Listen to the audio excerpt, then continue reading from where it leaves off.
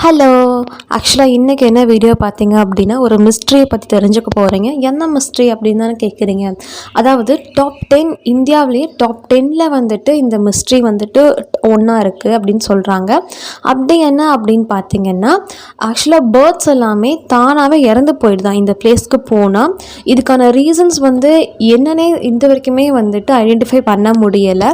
So ஆக்சுவலாக இது எங்கே இருக்குதுன்னு பார்த்தீங்கன்னா, அசாம் ஸ்டேட்டில் வந்துட்டு நடக்குது. ஓகேங்களா. அசாம் ஸ்டேட்டில் ஜட்டிங்கா அப்படிங்கிற வந்து ஒரு சின்ன ஒரு வில்லேஜில் வந்துட்டு இந்த இன்சிடென்ட் நடந்துகிட்டு இருக்குது இப்போ வரைக்குமே. ஆக்சுவலாக இந்த வில்லேஜில் வந்துட்டு ஒரு 2500 மக்கள் தான் வாழ்ந்துட்டுருக்காங்க. ஓகேங்களா. ஆக்சுவலாக இந்த வில்லேஜில் வந்துட்டு அங்கே உள்ளூரில் இருக்கக்கூடிய பேர்ட்ஸாக இருந்தாலும் சரி, இல்லை வந்துட்டு புதுசாக ஏதாவது ஒரு பேர்டு வருது அப்படின்னா கூட, ஸோ ஆக்சுவலாக அது தானாகவே தற்கொலை பண்ணி இறந்துருது, இல்லைன்னா தற்கொலை பண்ணுறது. ஸோ அந்த மாதிரி நிறைய இன்சிடென்ட்ஸ் நடந்துகிட்ருக்கு. இது எதனாலன்னு பார்த்தீங்கன்னா, அந்த உள்ளூர் மக்கள் வந்து என்ன சொல்கிறாங்க அப்படின்னா, ஒருவேளை இது வந்துட்டு ஆவிகள் இருக்கலாம் அப்படி அவங்க அந்த மாதிரி நம்புகிறாங்க. ஸோ வந்து 40க்கும் மேற்பட்ட பறவைகள் வந்து அங்கே வந்து இறந்து போயிருக்கான்.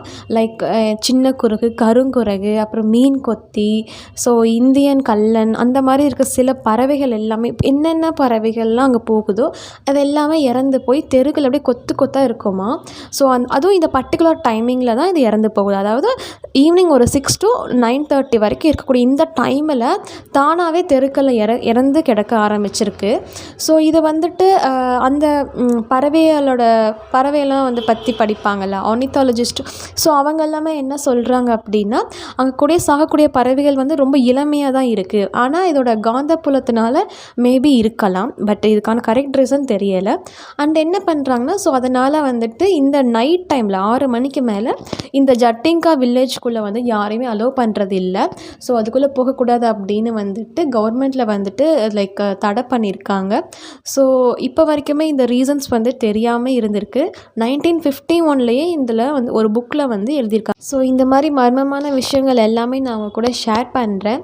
ஸோ அவ்வளோதான். பாய்.